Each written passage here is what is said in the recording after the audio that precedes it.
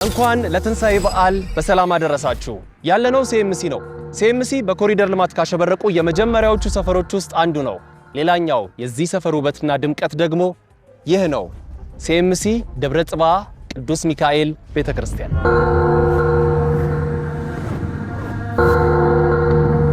በ1986 ዓመተ ምህረት ያኔ የዚህ አካባቢ ሰው መንፈሳዊ አገልግሎት የሚያካሂድበት ቤተክርስቲያን በአቅራቢያቸው እንዲኖር መመኘታቸውን ያዩት ጥቂት ሰዎች የቤተክርስቲያን ማሰሪያ ቦታ እያፈላለጉ መሆኑን የተረዱት አቶ ዳዲ ቡርቃ የተሰኙ ደግ ሰው የእርሻ ቦታቸውን ለቅዱስ ሚካኤል ማሰሪያ በክብር ሰጡ። ሲሳይ ዳዲ ይባላለሁ። ዳዲ ቡርቃ ልጅ ነኝ። ይህን ቅዱስ ሚካኤል ቤተክርስቲያን የሰጡ አባት ማለት ነው። በወቅቱ ሸራተን የተነሱ ሰዎች እኛ ከኛ በታች ሰፍረው ነበርና ቤተክርስቲያን አልነበረም። የወቅቱ ካህናትና የአካባቢው አባቶች መጥተው ነበር እኛ ቤትና ቤተክርስቲያን ልናቋቁም ነውና ቦታ ቢሰጡን ብለው አባቴን ይጠይቁታል። አንድ ቀን መጥተው ማለት ነውና አባቴም ደስተኛ ሆኖ ሰየው እኔ ፈቃደኛ ነኝ ቤተሰቦቼን ላማክርና ብለው አንድ ቀጠሮ ሰጥተው ይለያያሉ እና በሚቀጥለው ቀጠሮ ድጋሚ አባቶች ሽማግሌዎችና ካህናት መጡ ቤታችን። እንደውም አንደኛው መምሬ ፍስሐ ይባላሉ። አባታችን ድጋሚ መጥተው እንግዲህ ቤተሰቦቼን አማክሬ ልጆቼን አማክሬ ፈቃደኛ ሆነው እኔም ፈቃደኛ ሆኜ ቤተክርስቲያኑን ልሰጣችሁ ተዘጋጅተናል። ግን ከዛ በፊት አንድ ታሪክ ላጫውታችሁ ብለው አባቴ አንድ ታሪክ አጫውታቸው ነበርና ያን በወቅቱ እኔ እዚህ አካባቢ ስኖር ጎረቤትም አልነበረኝ። አሁን ደግሞ እናንተን ጎረቤት ሰጠኝ ጨመረና ደግሞ የታቦት ጎረቤት ሊሰጠኝ ነውና በጣም ደስተኛ ነኝ። ቦታውንም ሰጣቸዋለሁ እናንተም ቦታችሁን መርጣችሁ ምናምን ብሎ ይሄን ቦታ መረጡ አባቶች። በወቅቱ እዚህ ቦታ ሲመጣ እርሻ ነበር፣ ጤፍ ነበር፣ መተዳደሪያችን ነበርና ታቦቱ ከመምጣቱ በፊት በደቦ ነበር የታጨደው። ታጭዶ ጤፍ ነበር የመጨረሻው ምርት የነበረውና ጤፉ ታጭዶ ግማሹ ታጭዶ ግማሹ ሳይታጨር ነው ታቦቱም የመጣው።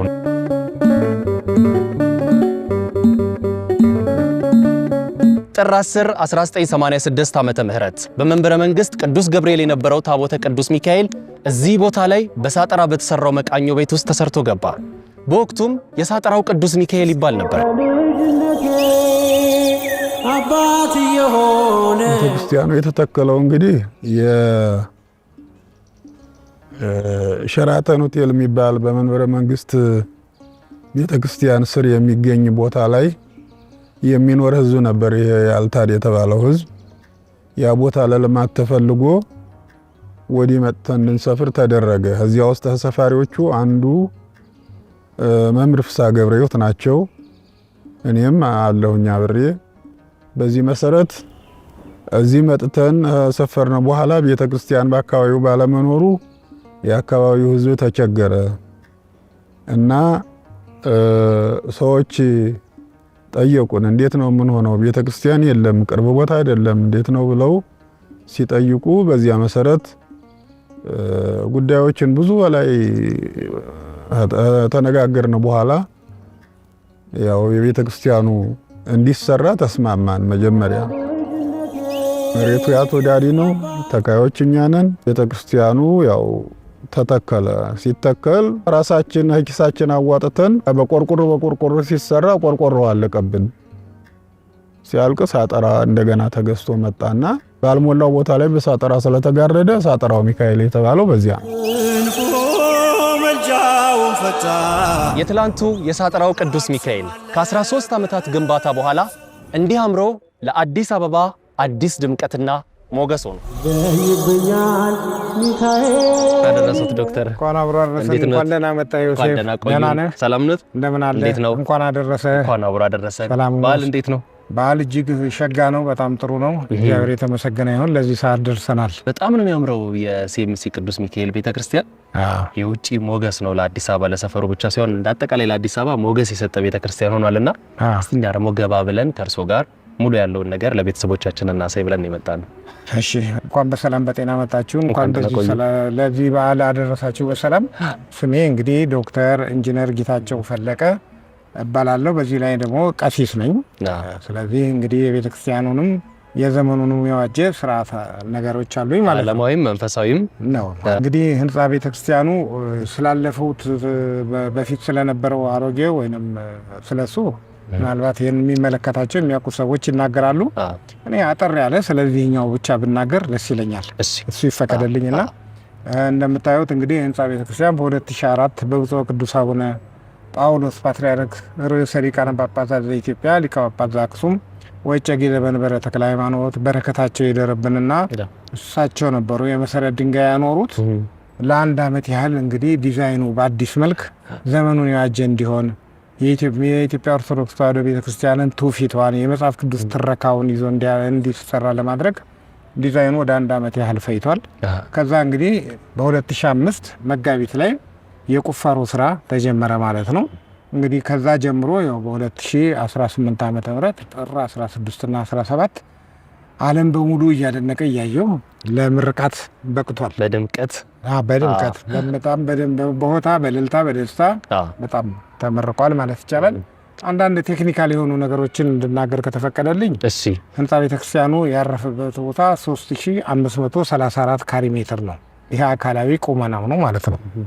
ሰፊ ነው። በጣም ሰፊ ነው። ይሄ ያረፈበት ነው።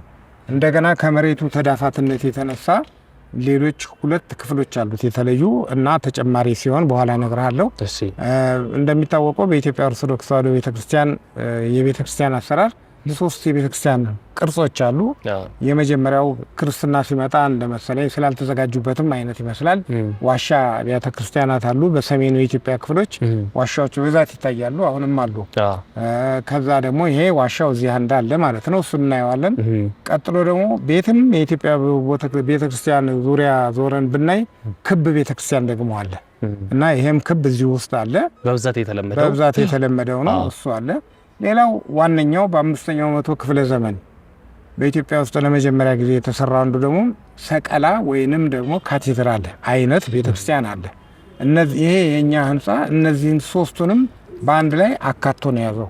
ከዋሻው ጀምሮ እስከ ሰቀላ እስከሚባለው ድረስ ማለት ነው። ድረስ 3ቱንም ይዞ ነው ያለው። ውስጥ ገብተን ደግሞ ከዋሻው ጀምሮ እስከ ላይ ድረስ ብናየው ደስ ይላል። እሺ በቃ እንወርድና ዝርዝሩን በስርዓት እናየዋለን። እናመሰግናለን። ወደዛው እንሂድ።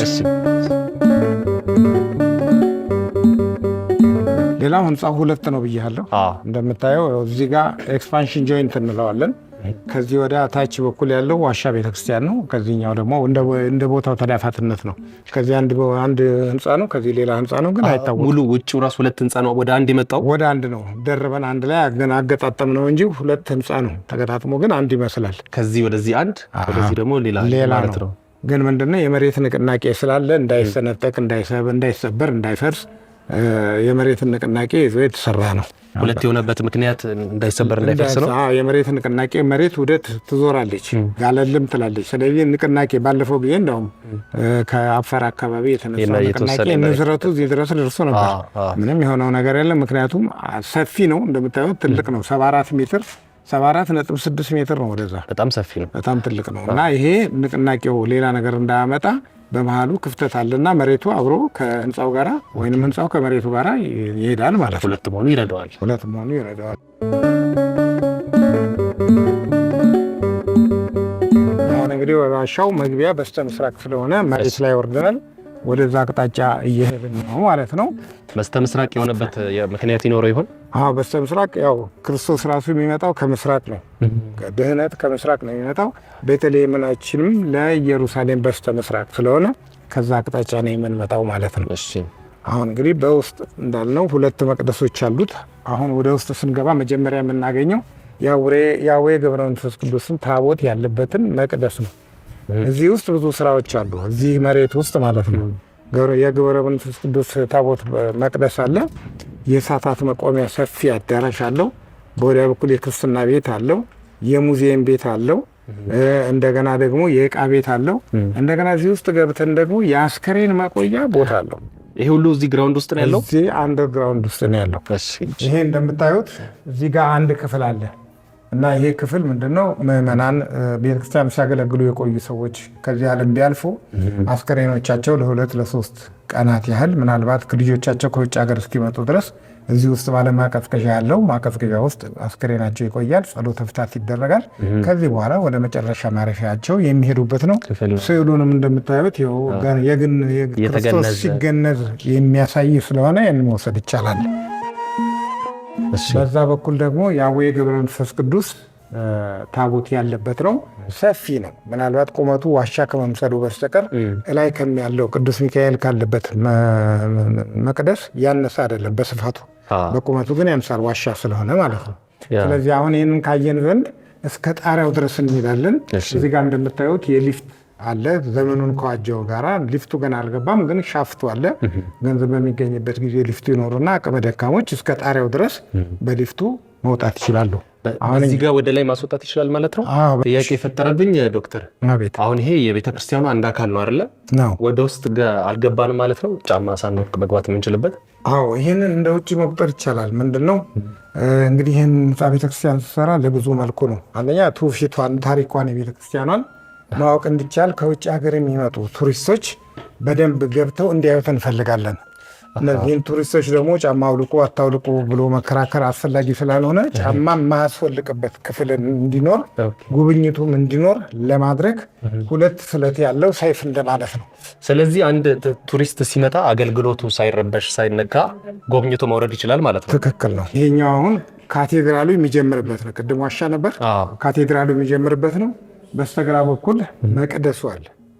መቅደሱ ይሄ 3 ታቦቶች አሉ። ዋናው ታቦት ቅዱስ ሚካኤል ነው። ቀጥሎ ኪዳነ ምሕረት አለች። ከዛ ደግሞ አባ ሳሙኤል ዘዋልድባ ኢትዮጵያዊ ጻድቅ አሉ ማለት ነው። ይሄ የመቅደሱ ሶስቱም ቤተክርስቲያን ውስጥ የተለያየ ታቦት አለ ማለት ነው። የተለያየ ታቦቶች አሉ። እንደምታዩት በሮቹን ማየት ትችላላችሁ። የስንዴ ዘለላ አለ፣ መሶብ አለ፣ የመስዋዕቱ ማህተም አለ። ትርጉማቸው ምን ይሆን? ትርጉማቸው ይሄ ለእናንተ የሚቆረሰው ስጋዬ ነው ብሉ የሚለው ከመስንዴ የተሰራ ዳቦ ህብስት ማለት ነው። እሱን ለማሳየት ነው። መሶበ ወርቁ ደግሞ በምንድን ነው የሚመጣው? በመሶበ ወርቅ ነው። መሶበ ወርቅ ላይ በሆነበት ደግሞ ህብስቱ በማህተም ይታተማል ማለት ነው። እዚህ ጋር ስለማናየው ነው እንጂ ውስጥ ደግሞ የወይን ዘለላ አለ። እዚህ ጋር የስንዴ ዘለላ አለ፣ የወይን ዘለላ አለ። ምክንያቱም ወይኑን ነው ደሜ ስለእናንተ ቢፈሰው ያንን ጠጡ ብሎ የሰጠው።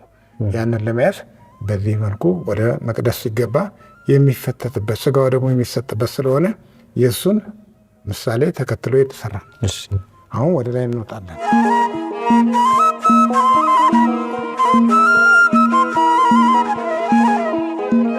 ጣሪያ ወይም ቴራስ እንደምንለው ነው ማለት ነው። አዎ፣ እንግዲህ ጣሪያው እንደምታዩት መሬቱ በእብነ በረድ ያሸበረቀ ነው። በሚገባ ፍሳሽም ወዴትም አይሄድም። ሙሉን 3534 ካሬ ሜትር የሚሆነው ሙሉ በሙሉ በዚህ በግራናይት እና በእብነ በረድ አጊጧል። ይሄ የምታዩት የመቅደሱ ዋናው መቅደስ ጉልላት ነው።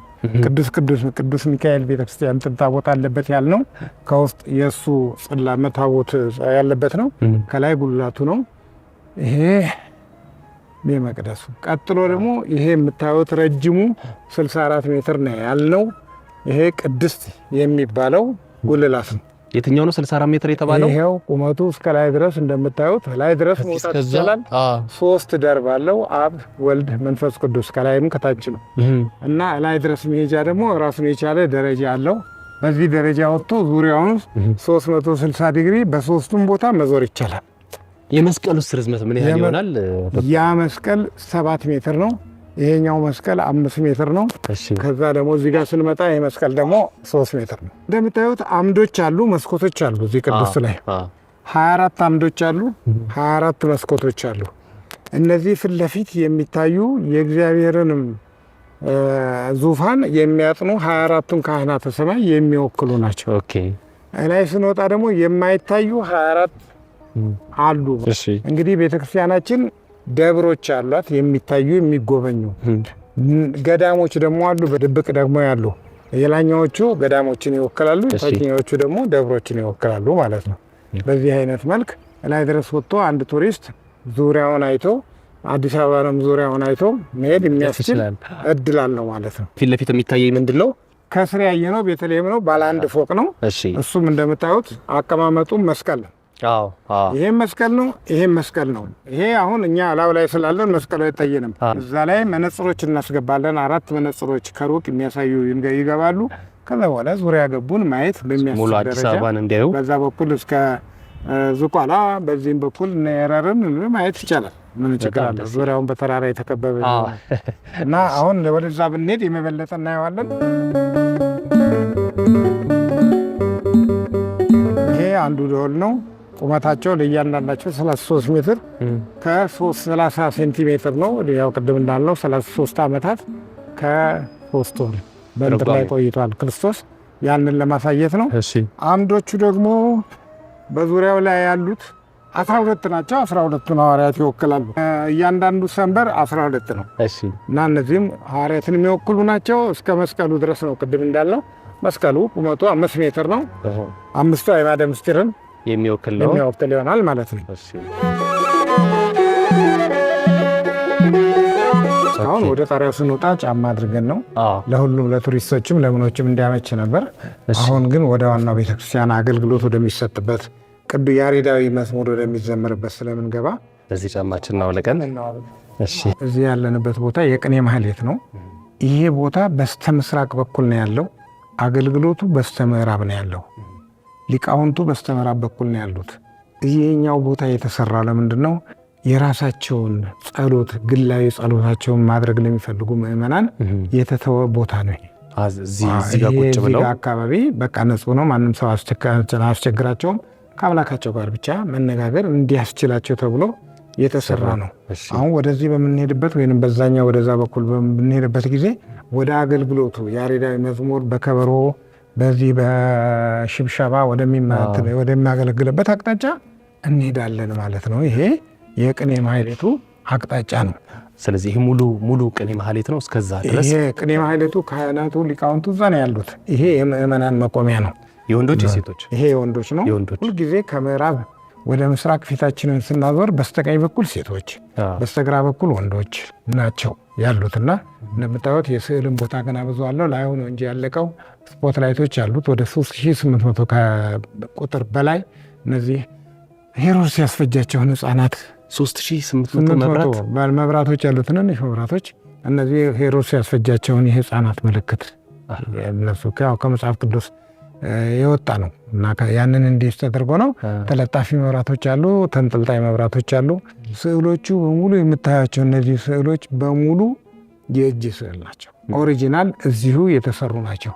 እንደምታዩት እዚህ ጋር አሁን ሀረጎች ይታያሉ። እነዚህ ሀረጎች የትኛውን ቤተክርስቲያን ውስጥ ለጊዜ አይታዩም፣ የእኛ ፈጠራ ናቸው። ግን ትውፊቱን ተከትለን የሰራ ነው። እንደዚህ በቢጫ የምታዩትም ስዕል ሙሉ በሙሉ በመስቀል የተሰራ ሆኖ እሱም እንደዚሁ የእጅ ስዕል በኢትዮጵያውያን ሰዓሊዎች የተሰራ ነው።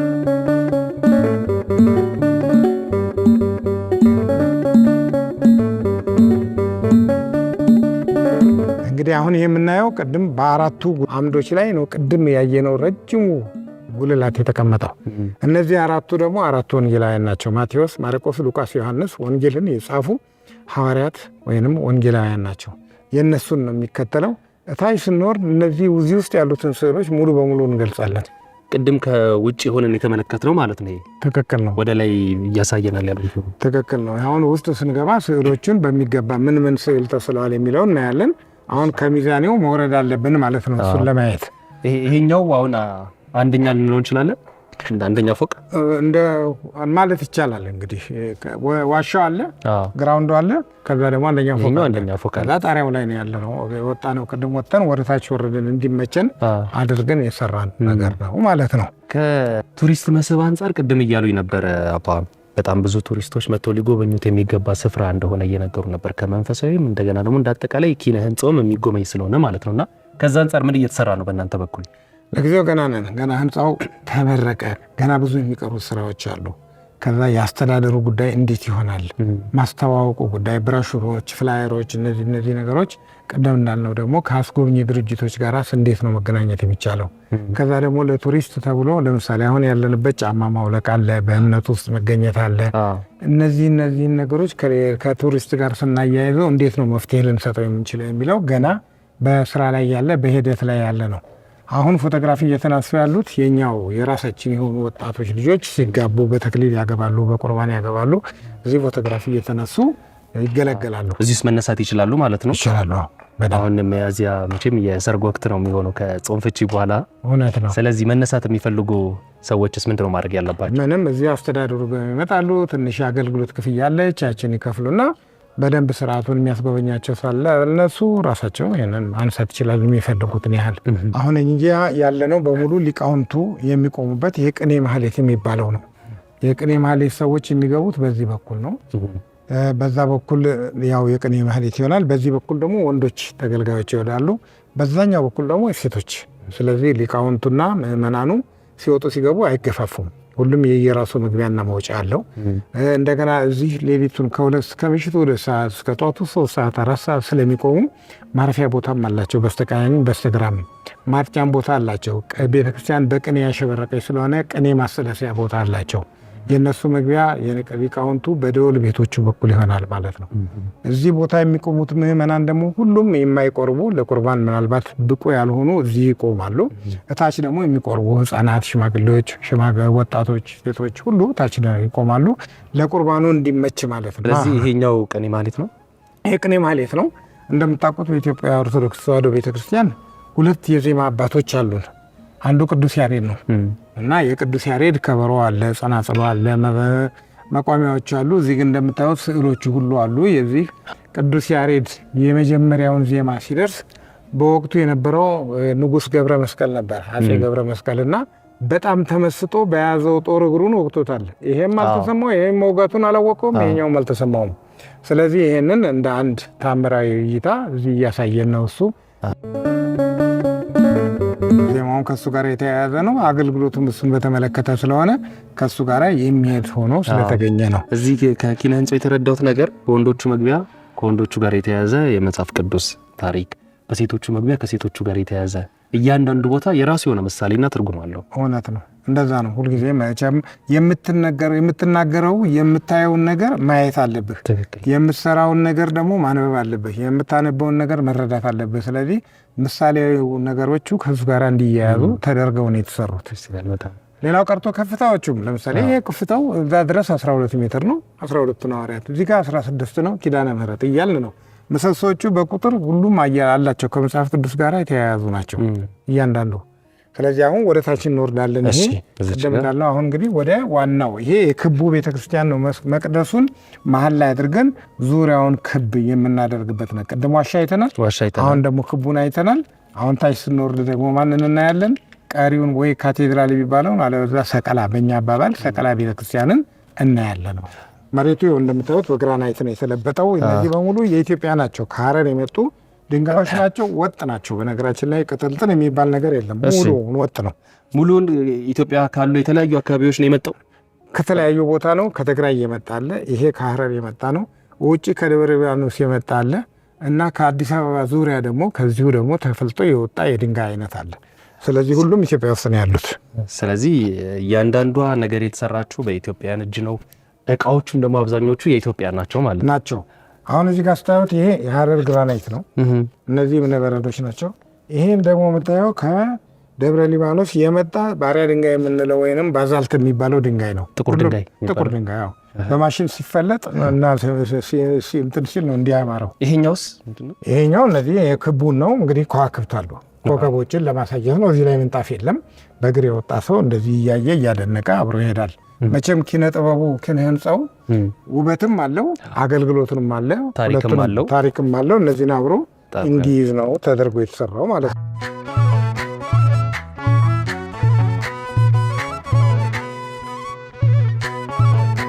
እነዚህም ብዙ ጊዜ የማውቀው በእንጨት ወይም ደግሞ በሲሚንቶ ሲሰሩ ነው።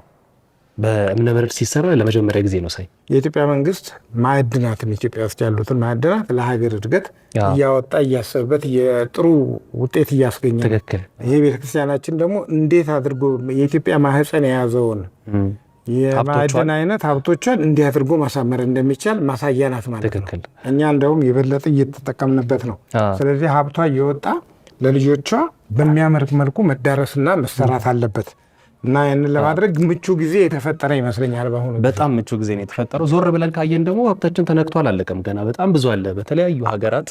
በሀሳብም አልተነካም እንኳን በእጅ ገና ነው። ሁሉም ማህፀኗ ስንት ነገር ነው የያዘው እና አላወቅንበትም። ግን ወደፊት የሚያሰራና የሚሰራ ትውልድ ይችን ሀገር መቀየር እንዲችል ማድረግ ይቻላል። እድሉ አሁን ነው። ቅድም ያልነው ሰቀላ ቤተክርስቲያን ያለ ነው። በግራና ቀኝ በስተቀኝ በኩል ሴቶቹ የወንበሮቹ ተደርድረዋል። በስተግራ በኩል ደግሞ ወንዶቹ። ይሄ እንደምታዩ 3 መግቢያ ያለው መሀል ላይ ወንዶችም ሴቶችም ይገባሉ። በስተግራ በኩል ወንዶች ይገባሉ፣ ወደ ላይ የሚሄድ ወደ ላይ ይሄዳል።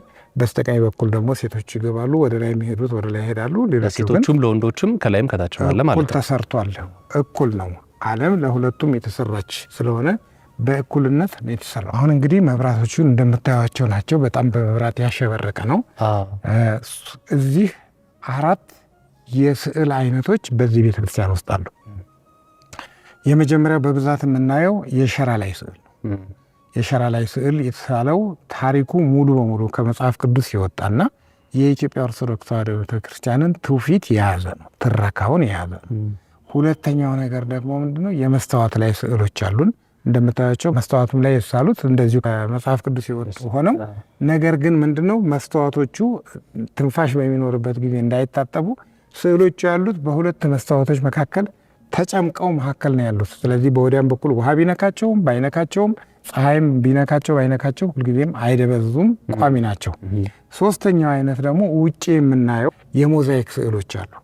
ሞዛይክ ስዕሎችም እንደዚህ መጽሐፍ ቅዱሳዊ ትረካ የሆኑና ግን ለውጭ እንደሚመቹ ተደርገው የተሰሩ ናቸው። ሌላው አራተኛ በዚህ ዙሪያ በየአምዶቹ ዙሪያ እንደምታዩት አምዶች አሉ። 4 ገጾች አሏቸው። 4 ገጾች 4 ጊዜ 4 16 16ቱ ደግሞ 10ቱ ቃላተ ኦሪትና 6ቱ ቃላተ ወንጌል ተደምረው 16ቱ እዚህ በእያንዳንዱ ላይ ተቀርጸዋል። በድንጋይ ላይ ተቀርጸዋል። በጣም ያስገረመኝ ነገር ብዙ ቦታ ስዕሎችን አይቻለሁ። ቤተክርስቲያናትም ላይ የተለያዩ ስዕሎችን የማየት እድል አለኝ። ከገባው ሰዓት ጀምሮ ግን በጣም ቀልቤን የገዙት እዚህ ያሉ ስዕሎች የምር ስዕል ናቸው ወይስ ተሰርተው የመጡ ስቲከሮች ናቸው የሚለው ጥያቄ በጣም ውስጥ ነው። እዚህ ስቲከር የሚባል ነገር የለም። እነዚህ ሙሉ በሙሉ በኢትዮጵያውያን እጅ እና አእምሮ የተሰሩ ናቸው። ስዕሎች ሙሉ በሙሉ የስዕል ናቸው። ካሊው ኢትዮጵያዊ ነው፣ በእጅ ነው፣ በወጣት ልጅ ነው። የደብረ ሊባኖስ እዛ ነው ያደገው። ይሄ የምታዩትን የዚህ የሸራውን ስዕል የሳለው ልጅ በሙሉ በወጣትነት ግን ቆጭ ብሎ 4 ዓመት 5 ዓመት የፈጀ እኮ ስዕል ነው። ስዕሉ ብቻው ነው። ፓራሌል ነው የሚሰራው። እዚህ ቦታ ላይ እየለካን አካላዊ ቁመናው እየተሰራ ህንፃ ስዕሎችም እየተሳሉ ነበር። ሊሆን የሚችሉትን በልኬት ተሰርተው ይቀመጣሉ። ትእዛዝ ይሰጠዋል። ትእዛዝ የሚሰጠው ከኛ ነው፣ ከዚህ ከኮሚቴው ይሰጠዋል፣ በጽሁፍ ይሰጠዋል። እሱ በስፋቱ መሰረት ታሪኩን ተከትሎ ስዕሉን ይሰራል፣ ያስቀምጣል፣ ይታያል። ከዛ በኋላ ልክ ሲያልቅ ስዕሎቹ ተለጠፉ ማለት ነው። አሁን ላይ ተመልከት። ይህን ትልቁ ላይ በምናይበት ጊዜ ላይ ያለው ምንድነው? የክርስቶስ ምጽአት ነው። ክርስቶስ ሲወለድ በበረት ነው የተወለደው። ዳግም ምጽአቱ ግን በግርማ መለከቱ በመላእክት ታጅቦ በመለከት እየታጀበ ነው በሰው ልጅ ላይ ሊፈርድም የሚመጣው እንደ ስራው ሊሰጠው ያንን የሚያሳይ ነው። ይሄ አሁን በሰው እጅ ነው የተሰራው እና መስኮቶቹን ተከትሎ ያሉት ደግሞ ታላላቅ ነቢያት አሉ። ቀጥሎ ታናናሽ ነቢያት አሉ፣ ሐዋርያት አሉ፣ ኢትዮጵያውያን ጻድቃን ሰማዕታት አሉ። እነዚህ እንደየትውፊታቸውና እንደየስራቸው ሙሉ በሙሉ በዚህ ህንፃ ላይ እንዲታዩ ተደርጓል። ሌላው የሚቀጥለው እንግዲህ ከልደቱ ከብስራተ ገብርኤል ጀምሮ እስከ ስቅለቱ ድረስ እዚህ ሙሉ በሙሉ እናየዋለን በዚህ ዙሪያ ማለት ነው። እና እነዚህን ተከትሎ ነው የሚሄደው። የእሱ ሀሳቦች ናቸው እንዳለ ስዕሎቹ ቦታዎቹ ላይ በሙሉ የተቀመጡት የኔ ናቸው። ግን ይሄ ምንድነው ሊቃውንቱ ጋር ትመካከራለህ፣ ቦታ እንዳይለቅ ትውፊቱን እንዳይለቅ እነዚህ ይደረጋል። ሰዓሊው ግን መጨረሻ ነገር የሚያሳምርበት እሱ የራሱ አይምሮታ የሚያሳምረው እሱ ነው። በጣም ከማማሩ የተነሳ አይኔን ውለለ ነቅል አልቻልኩም። ቤተክርስቲያኑ እጅግ በጣም ነው የሚያምረው። ከዚህም ባለፈ ደግሞ እያንዳንዱ ነገሮች የተለያየ ትርጉም ያላቸው ሰዎች መጥተው ከአገልግሎቱ በተጨማሪ ብዙ ትምህርትን ቀስመው የሚወጡበት ቤተክርስቲያን መሆኑን ያየሁትና እጅግ በጣም ነው የሚያምረው። እኛ እስክናስመርቀው ድረስ ማለትም እስከ ህዳር 2018 በሪፖርት ያቀረብነው 240 ሚሊዮን ትንሽ ከፍ ብሎ ነው። ከዛ ወዲህ በጣም ብዙ ገንዘብ ወጥቷል። ዕዳም አለብን። የቀሩም ስራዎች አሉ። ለምሳሌ በውስጥ በኩል አይታቸዋል። ሊፍት ሻፍቱ አለ፣ ሊፍቱ የለም። 2 ደወል ቤቶች አሉ። ደወል ቤቶቹ ሁልጊዜ ዝግጁ ናቸው፣ ግን 2 ደወሎች ከውጭ ሀገር መምጣት አለባቸው።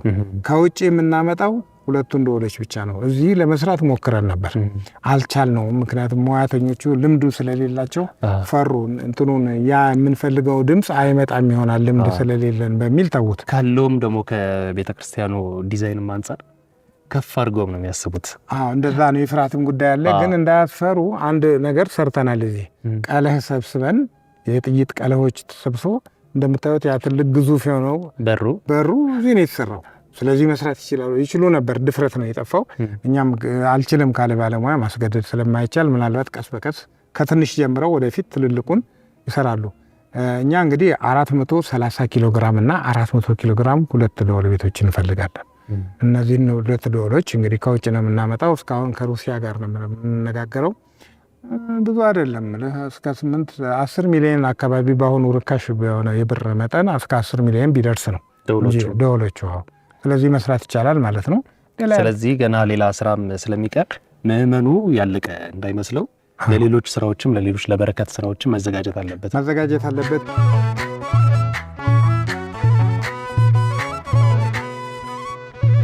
አሁን ላይ የኮሪደር ልማቱን አይተዋል። እርሱም አዲስ አበባ በጣም እያማረች ነው። ሲኤምሲ እዚህ ሰፈራችሁን በጣም ውብ ሆኗል እና ይህ ቤተክርስቲያን ደግሞ ምን ይጨምራል ብለው ያስባሉ? ኮሪደሩ ለቤተክርስቲያኗ ሰፊ የሆነ እይታ ሰጥቷል። እንግዲህ ያው መቼም ሁልጊዜ አንዱ ጥሩ ሲሆን ለሌላውም ግብረ መልስ አለው። ይሄ መንገድ በኮሪደር ተብሎ በሚሰራበት ጊዜ የመጀመሪያ ይመስለኛል ከዚህ ከአያት ተነስቶ እስከ መገናኛ ድረስ ይሰራው። አንደኛ ይሄ ሲሰራ ይህን ቤተክርስቲያን ውበት ሲያዩ የአዲስ አበባ ከተማ አስተዳደር ሰዎች ምናልባት ክቡር ጠቅላይ ሚኒስትሩም አይተውታል ብዬ አስባለሁ። የለም ይሄ ግልጽ መሆን አለ፣ በዚህ ጋር ቆርቆሮ ምናምን የምትሉትን ነገር አንሰው ተባለን። ወዲያው ነው እኛ ያሰነው ስንፈልገው ስለነበረ ማለት ነው። እንደዚህ የምትሰሩ ከሆነ ብለው ከዚህ ፊት ለፊት ያለውን ባዶ ቦታ አስፋልት ሰርተው የመኪና መቆሚያ እንዲሆን አድርገው ለቤተክርስቲያኑ ነው የሰጡት። ሌላው ደግሞ ከፊት ለፊቱ በስተምዕራብ በኩል ቤተክርስቲያኑ እንደዚህ አይነት ልማት የሚሰራ ከሆነ ለምን አይሰራበትም ተብሎ ከ5000 ካሬ ሜትር በላይ ተሰጥቶ ህንፃዊ ተሰርተውበታል። አሁን እያለቁ ነው እነሱም። በእነዚህ 2 ዓመት ሰፊ ስራ ነው የተሰራው። ስለዚህ ምንድን ነው ከንቲባ አዳነች አቤቤ መጥተው አይተውታል። ምክትሎቹ መጥተው አይተውታል። ብዙዎቹ መጥተው አይተውታል። ዙሪያውን አይተው ለቤተክርስቲያኑ ህንፃው ለከተማው ሊሰጥ የሚችለውን ውበት እሱን ተከትሎ ደግሞ ኮሪደሩ ደግሞ የበለጠ አምሮ ቢሰራ ይሄንንም ያጎላዋል። ከውጭም ለሚመጡ ለሌሎችም ቢሆን የበለጠ የማሳለጥ እድል አለው በሚል ከፍተኛ የሆነ ግምት በመሰጠቱ እንዲህ አሁን ግልጽ ውበት ባለው መልኩ ተሰርቷል። ምናልባት ልማቱን ባንሰራ ኖሮ አንዳንድ ቦታዎች ተወስደው ለሌላ ለግሪን ኤሪያ ለምናምን ሊሆኑ ይችሉ ነበር። እዚህ ግን ተጨማሪ ነው የተገኘውና ቤተክርስቲያን በጣም ታመሰግናለች። ምን ያህል ምእመን ይዛል? 2-3 ቦታዎች የተደምረው ከ10,000 ሰዎች በላይ በወንበር ይይዛል ብለን ነው እናስበው። ግን ወንበሮቹ ገና ናቸው። 10,000 ይይዛል። እስካሁን ይህንን ይይዛል ብለን የሚያዘ ሌላ ቦታ አላውቅም። የኛው በስፋትም በቁመትም በትውፊትም በትረካውም ለየት ባለ መልኩ ግን ቦታውን ሳይለቅ ትረካውን ሳይለቅ መጽሐፍ ቅዱሳዊ ይዘቱን ሳይለቅ ነው የተሰራው። የመዋቅሩን ስራ የሰራ ላምኮን ኮንስትራክሽን የሚባል አለ። ዲዛይኑ የሰራው ዳንኤል ይባላል። አሁን ዛሬ አዲስ አበባ ውስጥ ያለ አይመስለኝም። ቀጥሎ ደግሞ ያሻሻለው ሀሳቡ ከኛ ቢቀርም ያሻሻለው ምን ያህል የሚባል ልጅ አለ። ሌሎች ከፍተኛ ስራ የሰሩ ሰዎች አሉ። ለምሳሌ የድንጋዩን ስራ የእብነበረዱን ስራ የሰራው ደግሞ ብንያም አማረ የሚባል ሰው አለ። ድርጅቶች ናቸው፣ አሁን በስም ጠራው እንጂ ድርጅቶች ናቸው። እና የተቆጣጠረው ተቆጣጣሪ አለ። እነዚህ ሁሉ ተሰብስበው ይህንን ወደ እውነት የመለሱ ለእነሱም ከፍተኛ ምስጋና ይገባቸዋል። ሁለተኛ እናንተንም ማመስገን እፈልጋለሁ። እናንተ ትልቅ ግምት ሰጥታችሁት በዚህ ቦታ ላይ በመገኘት ይህንን ቀርጻችሁ ለመላው ዓለም እንዲተላለፍ ለማድረግ ስለመጣችሁ የኢትዮጵያ ብሮድካስቲንግ ኮርፖሬሽንን በከፍተኛ በጥሩ ስሜት እግዚአብሔር ይስጥልን። እናመሰግናለን። መልካም በዓል፣ መልካም የትንሣኤ በዓል ይሆንልን። እግዚአብሔር በምሕረቱ በቸርነቱ ኢትዮጵያን ይባርክልን፣ አስተዳደሩን የሚባርክልን። በጣም ደስ ይላል። በጣም እርሶም ከመጀመሪያው ጀምሮ በዚህ ህንፃ ግንባታ ላይ ተሳትፏል። ከዲዛይን ጀምሮ እስከ መጨረሻው ድረስ ፍሬውን በማየቱ እንኳን ደስ አሉት እንላለን። ከእርሶ ጋርም ኮሚቴ የነበሩት መምህራን፣ አባቶች፣ ምእመኑ፣ ሁሉም እዚህ አካባቢ የነበራችሁ ሰዎች በሙሉ እንኳን ደስ አላችሁ። በጣም ብዙ ነው። 10,000 ሰው ከተለያየ ቦታ የተለያየ አቅጣጫ የሚመጣ ምእመን እንደ ልቡ በደስታ ማገልገል ይችላልና ቀሲስ ዶክተር ኢንጂነር ጌታቸው ጊዜዎትን ሰውተው ከኛ ጋር ይህንን የመሰለ ቤተክርስቲያን ስላስጎበኙን እጅግ አድርገን እናመሰግናለን። ለእርሶ መልካም በዓል እንመኛለን። መልካም በዓል። እሺ፣ በጣም እናመሰግናለን። ተካዮች የተባልነው እኛ በጣም ነው የተለየ ደስታ ነው የሚሰማን። እንዲህ ይሆናን ብሎ ማሰብም በህልምም በሆንም አላሰብነውም። እንዲያው ቀለል ያለች ቤተክርስቲያኑና ትቆያለች የሚል ነው እንጂ እንደዚህ በአንድ ጊዜ ወደ ላይ ወጥቶ እንዲህ የሚያድግ አልመሰለንም ነበር። መጀመሪያ ሲሰራ በሳጠራ ነበር። አሁን እዚህ መድረሱ እንግዲህ ደስታውን እንዴት በቃላት ለመግለጽ ትንሽ ይከብዳል። ግን በጣም ትልቅ ደስታ ነው የተሰማኝ። ታሪካዊ ቤተክርስቲያን ነው። ትልቅ ደስታ ነው የተሰማኝ። ወላጅ አባቴ መምህር ፍስሐ ገብረ ሕይወት በአሁኑ ጊዜ ቆይተው ይህን ስራ ቢያዩ ምን ያህል እንደሚደሰቱ መቼም ነበር። ግን ብዙ ስራ ሰርተው ያለፉ ስለሆነ እሳቸው ለጊዜው ቢያልፉም ታሪክ አያልፍምና ያው ታሪክ አሁን እያሉ ያው ሆኖ እየመሰከረ ነው ታሪካቸው የሰሩ ስራ። አባቴ በወቅቱ አሁን በህይወት ቢኖር ኖሮ እንዲህ ተሰርቶ ቢያይ በእውነት በጣም ትልቅ ደስታ ነው የሚሰማው። በጣም ትልቅ ደስታ በቃላት ከምገልጸው በላይ ነው የሚሰማውና እንግዲህ የህይወት ጉዳይ ሆነና ለዚህ ታሪካዊ ነገር በህይወት ስላሌሉ አላዩም። እንግዲህ በሰማይ ያያል ብዬ ገምታለሁ።